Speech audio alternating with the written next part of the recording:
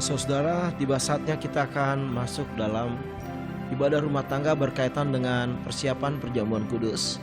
Untuk itu saudara-saudara, mari kita bersama-sama bersaat teduh sejenak supaya Tuhan lawat ibadah kita dimulai.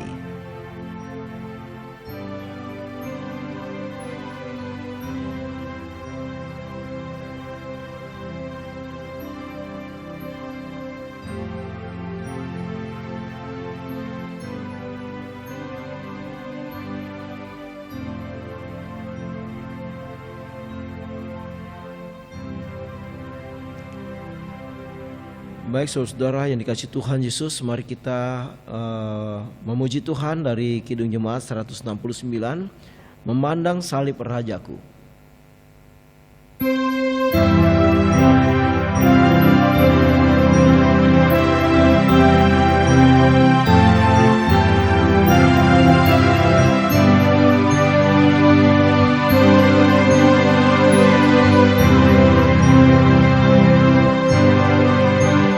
Memandang salib Rajaku yang mati untuk dunia, ku rasa hancur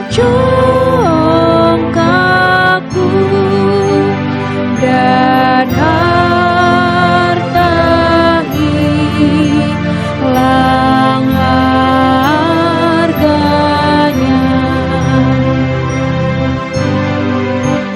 berpadu kasih dan sedih mengalir dari lukamu, mahkota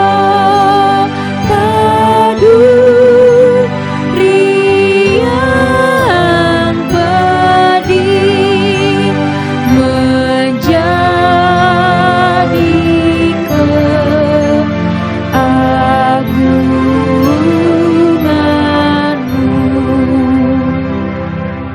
Kita berdoa.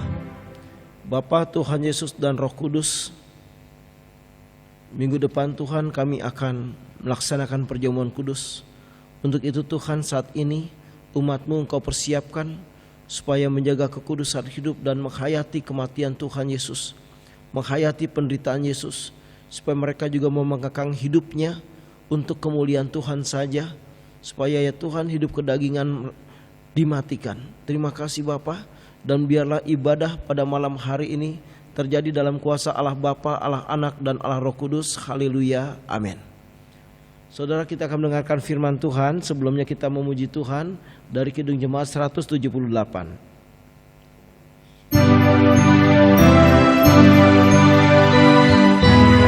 Ayat 1 dan kedua.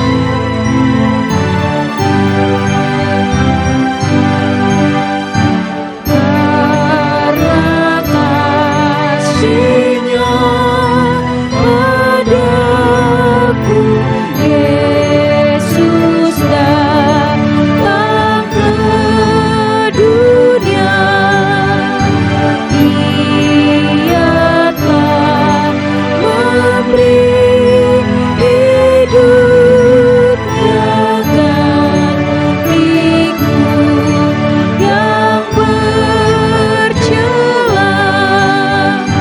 Oh,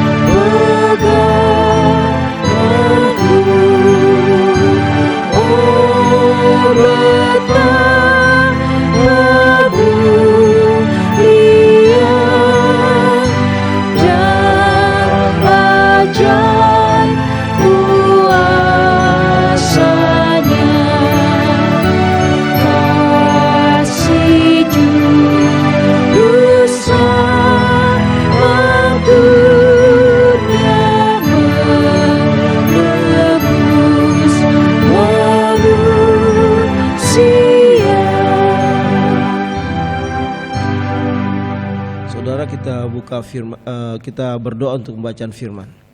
Bapa Tuhan Yesus dan Roh Kudus, tiba saatnya kami akan membaca merenungkan firman-Mu ya Allah, supaya firman-Mu boleh menjadi pemandu, menjadi pelita di dalam kehidupan kami, bahkan menjadi kekuatan dan hikmat ya Tuhan di dalam kami mengikut Engkau ya Tuhan, sehingga ya Tuhan kami boleh juga mau meniru gaya hidup Yesus, hidup yang dipersembahkan kepada Bapa dan hidup yang siap juga berkorban bagi kemuliaan Bapa, Yesus dan Roh Kudus. Tuhan bersabdalah ya Tuhan, anak-anak-Mu siap mendengarkan firman-Mu. Urapi hamba-Mu untuk menyampaikan kebenaran firman-Mu. Di dalam nama Tuhan Yesus kami berdoa.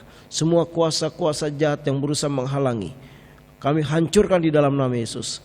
Terpujilah Engkau, haleluya, amin. Saudara kita buka kitab Yesaya. Yesaya 53 ayat 1 sampai 9. Saya bacakan firman Tuhan. Siapa yang percaya kepada berita yang kami dengar, dan kepada siapakah tangan kekuasaan Tuhan dinyatakan? Sebagai taruk ia tumbuh di hadapan Tuhan, dan sebagai tunas dari tanah kering.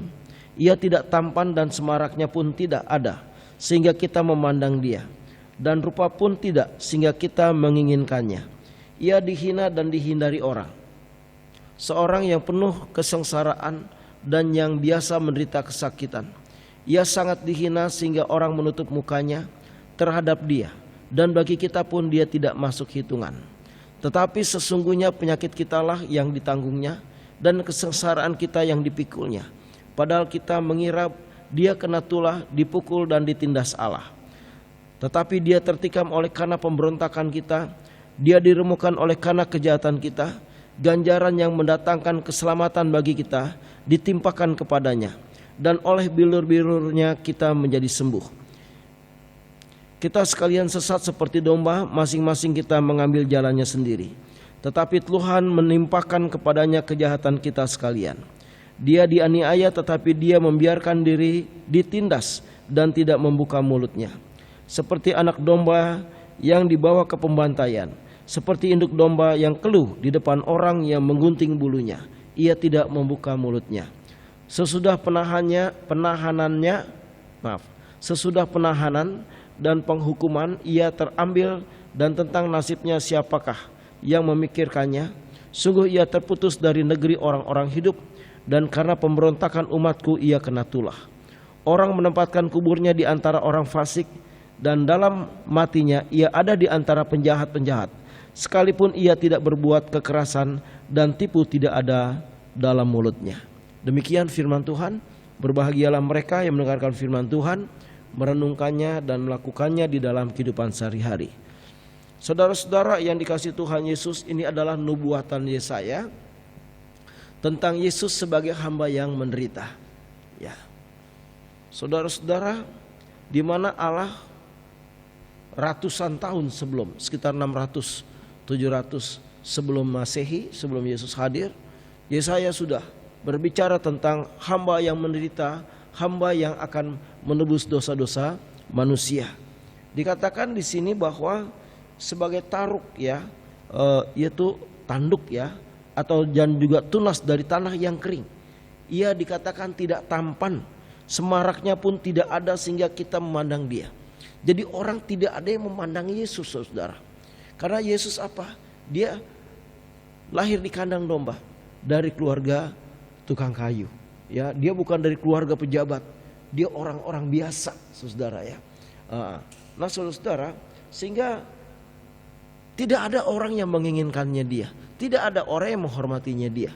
Ya. Dan dia dihina dan dihindari orang, dikatakan di situ. Seorang yang penuh kesengsaraan dan yang biasa menderita kesakitan. Ia sangat dihina sehingga orang menutup mukanya terhadap dia. Dan bagi kita pun dia tidak masuk hitungan. Jadi bagi orang-orang Israel juga memang enggak dihitung Yesus itu. Ya, padahal dia adalah memang orang yang menderita karena Tuhan, karena umat Tuhan. Ya, dikatakan di sini sesungguhnya penyakit kita lah yang ditanggung, maka dia jadi hamba yang menderita. Padahal kita mengira dia kena tulah, dipukul dan ditindas Allah. Karena apa, saudara-saudara? Salib itu adalah untuk para penjahat, bukan buat orang baik. Jadi Yesus terhitung sebagai orang penjahat, maka matinya dia di tengah para penjahat. Ya. Nah, saudara-saudara, Yesus dianggap penyesat pada saat itu karena orang tidak melihat tentang terang dari Tuhan. Ya. Nah, jemaat yang dikasihi Tuhan Yesus Kristus, itulah penderitaan Yesus. Kita yang berdosa, kita yang berbuat jahat, kita yang berlumuran dengan dosa, kita yang begitu membelakangi Tuhan atau bangsa dunia ini, tetapi karena kasih karunia Tuhan kita diselamatkan. Semua dosa-dosa kita Yesus yang memikulnya. Semua pelanggaran kita ditimpakan pada diri Yesus. Ini sebenarnya tidak adil, saudara. Tetapi Allah menghendakinya supaya manusia diselamatkan, supaya lahir manusia baru. Karena Allah juga menciptakan langit baru dan bumi yang baru. Nah, saudara-saudara yang dikasihi Tuhan Yesus Kristus, ini jelas di sini dikatakan, tetapi dia tertikam oleh karena pemberontakan kita, dia diremukkan oleh karena kejahatan kita, ganjaran yang mendatangkan keselamatan bagi kita ditimpakan kepadanya, dan oleh bilur-bilurnya kita menjadi sembuh. Saudara, bilur-bilur itu apa sih? Bilur-bilur itu luka-luka cambukan, luka-luka pukulan, ya. Nah, kita disembuhkan. Kesembuhan ini, saudara, meliputi dari kesembuhan rohanian, kesembuhan psikologis, dan juga kesembuhan fisik. Ya, Yesus pikul itu semua. Dan kita percaya kalau kita semakin hari semakin menyatu dengan Tuhan, kita semakin dipulihkan. Jiwa kita yang sedih, jiwa kita yang tertekan, jiwa kita yang merasa terbuang, jiwa kita yang mungkin merasa kepahitan, itu akan diganti oleh Tuhan dengan sukacita, damai sejahtera, hati yang manis, hati yang penuh dengan syukur. Karena setiap orang yang menyatu dengan Tuhan, pasti Tuhan akan lawat dan ubah jiwanya, ubah pikirannya, ubah rohnya, ubah tingkah lakunya, sehingga makin hari kita semakin disembuhkan dan kita semakin serupa dengan Yesus. Ada hikmat, ada kebijaksanaan, ada kasih, ada kuasa, ada kesabaran, ada kekudusan, dan ada hal-hal yang mulia. Nah, waktu Yesus itu mati buat kita, saudara-saudara, karena Tuhan mau menyelamatkan kita, maka kita harus bersyukur kepada Tuhan dengan kita hidup kudus. Hidup kudus itu apa? Hidup yang menjauhi segala bentuk dosa. Hidup yang ditentukan oleh kuasa firman Tuhan, itu yang kudus. Sehingga kita boleh layak mengikuti perjamuan kudus pada hari yang minggu yang akan datang. Untuk itu, saudara-saudara, berjuanglah. Kalau Yesus menderita, sebaiknya kita juga mau menderita. Kita artinya mau mematikan kedagingan kita, mau mematikan kejahatan, mau mematikan hal-hal yang buruk, yang tidak baik, saudara-saudara, dan menumbuhkan di dalam diri kita benih-benih ilahi, benih-benih firman Tuhan yang harus bertumbuh dari waktu ke waktu, ya. Dan dikatakan tadi, saudara-saudara, manusia itu sesat, tetapi Tuhan menimpakan kepadanya kejahatan kita sekalian. Jadi Yesus ini sudah lengkap, saudara-saudara. Semua dosa dipikul oleh Tuhan Yesus di Bukit Golgota. Itu tanda bahwa Allah sangat mengasihi kita. Kalau Allah sudah mengasihi kita, mari kita juga belajar mengasihi Tuhan dengan segenap hati, belajar mengasihi sesama manusia dengan segenap hati. Dan oleh karena kita mengikuti perjamuan kudus, kita harus belajar layak. Dengan itu apa, saudara? Kita mau mengampuni orang-orang bersalah kepada kita. Kita mau mengampuni orang-orang yang jahat. Kita mau mengampuni orang-orang yang melakukan hal-hal yang tidak adil kepada kita. Karena apa, saudara-saudara? Kita tidak punya hak untuk menghakimi. Karena penghakiman adalah haknya Tuhan, ya. Untuk itu mari, saudara-saudara, kita belajar melihat surga setiap hari, ya. Melihat Tuhan setiap hari. Sehingga setiap hari kita dibersihkan, dikuduskan, disucikan, diperbaharui dari waktu ke waktu. Sehingga saudara-saudara, kita semakin hari semakin mengalami cinta kasih dan damai sejahteranya Tuhan. Kita semakin bisa meninggalkan hal-hal yang buruk dari karakter kita. Dan karakter kita semakin hari seperti Kristus. Dan saudara-saudara, gambaran Yesus itu dikatakan bahwa dia dianiaya tetapi dia membiarkan dirinya ditindas dan tidak membuka mulutnya. Ya, Yesus tidak membela dirinya walaupun Pontius Pilatus mengatakan aku tidak mendapatkan kesalahan terhadap dirinya. Dia tidak mengatakan aku tidak mau disalib karena Pontius Pilatus tidak menemukan kesalahan. Dia mengalir saudara karena dia tahu ada suatu rencana Bapa di dalam kehidupannya. Ya, dia tidak membuka mulutnya sehingga seperti anak domba yang dibawa ke pembantaian, seperti anak domba yang akan jadikan korban, diam, siap menderita, siap mati. Ya, luar biasa. Dikatakan juga seperti induk domba yang keluh di depan orang-orang yang menggunting bulunya, ia tidak membuka mulutnya. Dia siap karena dia katakan, ya Bapa, kalau cawan ini aku harus meminumnya, jadilah kehendakmu. Ya, luar biasa. Ya, sehingga saudara-saudara dikatakan di sini sesudah penahanan dan penghukuman ia terambil, dan tentang nasibnya siapakah yang memikirkannya? Enggak ada saudara-saudara. Ya, enggak ada. Bahkan waktu Yesus mati enggak ada yang memperhatikan. Ya, tapi Yusuf dari Arimatea itu yang mengambil dia dan membungkusnya dengan kain kapan dan memakamkannya. Ya. Dan tadi saudara dikatakan bahwa orang menempatkan kuburnya di antara orang fasik, dan dalam matinya ia di antara penjahat-penjahat, sekalipun ia tidak berbuat jahat atau berbuat kekerasan, dan tipu tidak ada di dalam mulutnya. Tetapi Tuhan berkehendak mengeremukkan dia dengan kesakitan. Luar biasa. Ya. Jadi Tuhan memang sengaja memukul Yesus menggantikan kita. Harusnya kita yang dipukul, harusnya kita yang dianiaya, harusnya kita yang mati, tetapi Yesus menggantikannya. Ini menjadi pribadi yang luar biasa. Ya, jadi saudara-saudara, kita juga harus belajar mati setiap hari. Ego kita, sombong kita, marah kita, pahit kita, kecurigaan, perzinahan, mabok, berantem dan sebagainya harus mati. Dan Yesus yang harus mengisi kehidupan kita lewat perjamuan kudus pada hari Minggu besok, biar kita semua dikuatkan, dipulihkan oleh Tuhan. Tuhan berkati. Amin. Saudara-saudara, kita responi firman Tuhan dengan kita bernyanyi dari Kidung Jemaat 170 bait yang pertama dan yang kedua.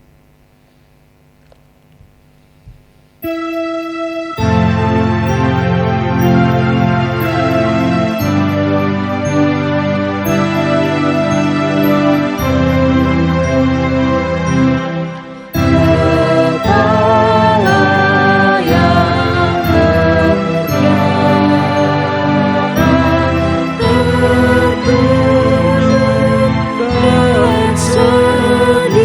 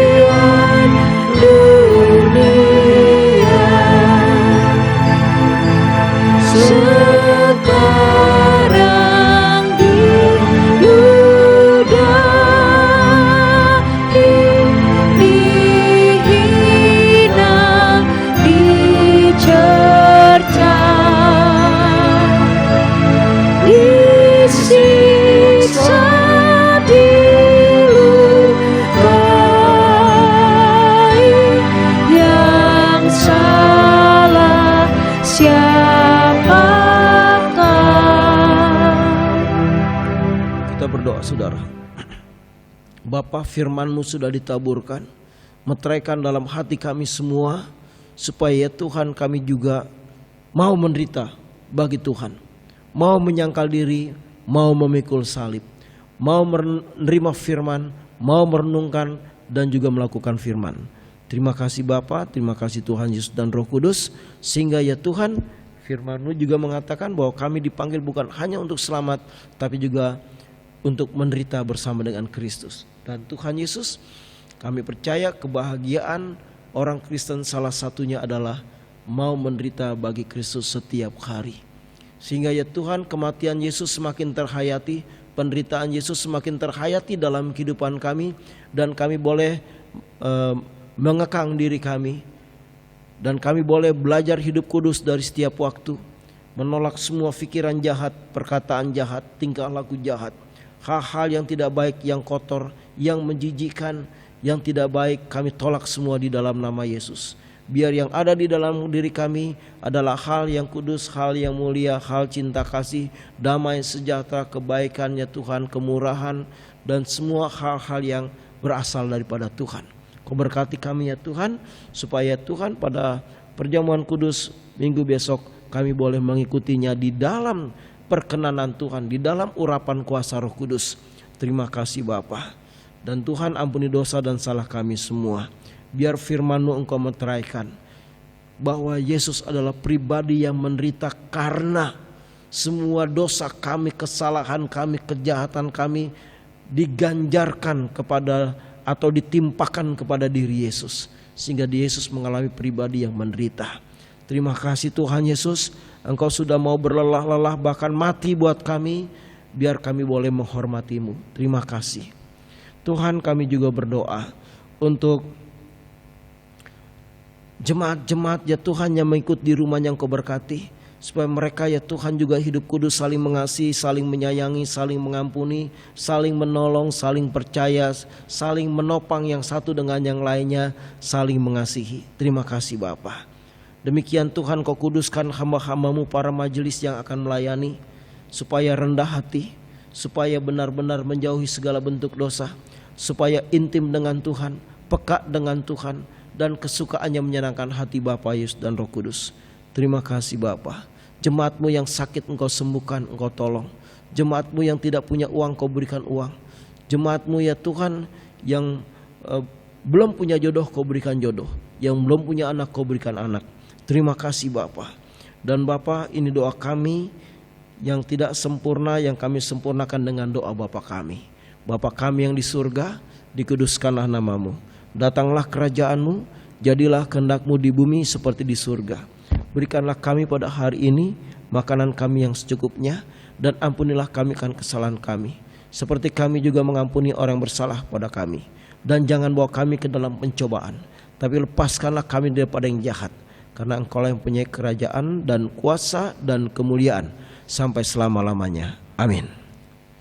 Baik saudara-saudara, kita berikan persembahan kepada Tuhan, kumpulkan dan hari Minggu bawa ke gereja, seberapapun itu masukkan saja ke kantong kolektor. Kita memuji Tuhan dari Kidung Jemaat 168. Betul. Lain. 364. Maaf, 364 kita nyanyikan. Bait yang pertama saja.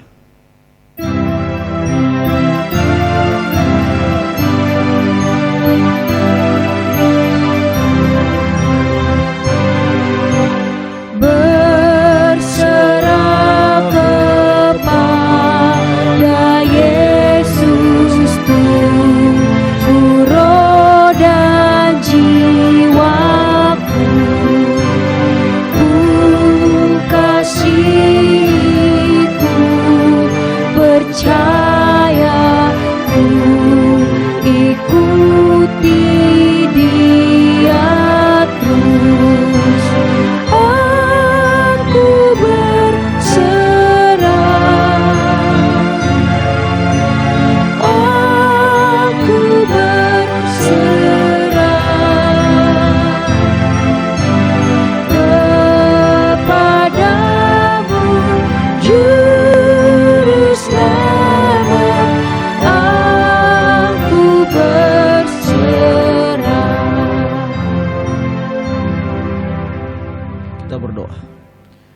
Bapa, Tuhan Yesus dan Roh Kudus, berkati persembahan yang anak-anak-Mu kumpulkan. Biar ya Tuhan persembahan yang kecil ini boleh menyenangkan hati-Mu. Kuduskan dan kembalikan kepada mereka berlipat-lipat kali ganda. Bahkan jadikan mereka persembahan yang hidup. Jadikan kami persembahan yang hidup, sehingga dimanapun kami berada, nama Tuhan Allah Bapa, Anak dan Roh Kudus dimuliakan, ditinggikan. Terima kasih Bapa. Dimanapun kami berada, kami jadi berkat dan diberkati. Terima kasih. Dalam nama Tuhan Yesus kami berdoa. Haleluya. Amin. Saudara, kita akhiri ibadah kita dengan kita bernyanyi dari nyanyian Kidung Jemaat 375. Saya mau ikut Yesus.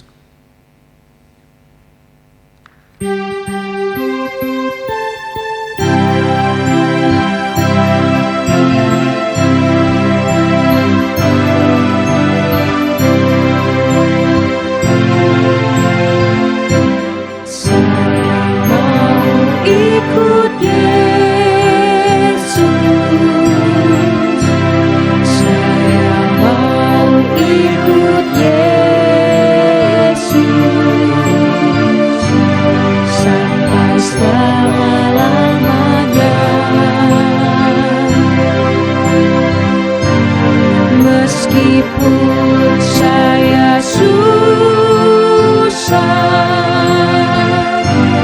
menderita dalam dunia,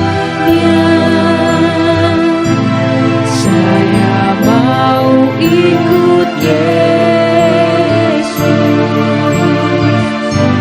sampai selama-lamanya.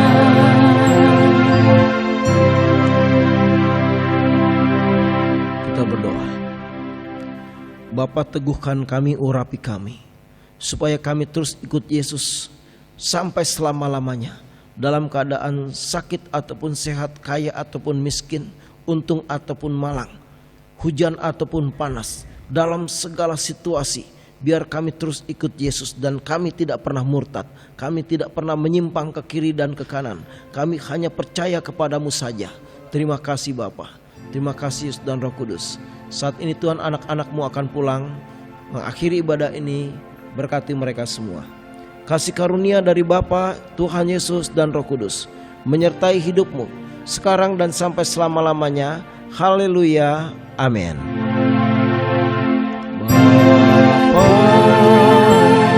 Terima kasih Bapa, terima kasih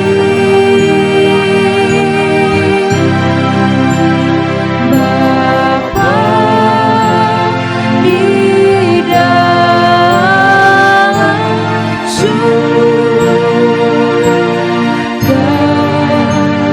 ku berterima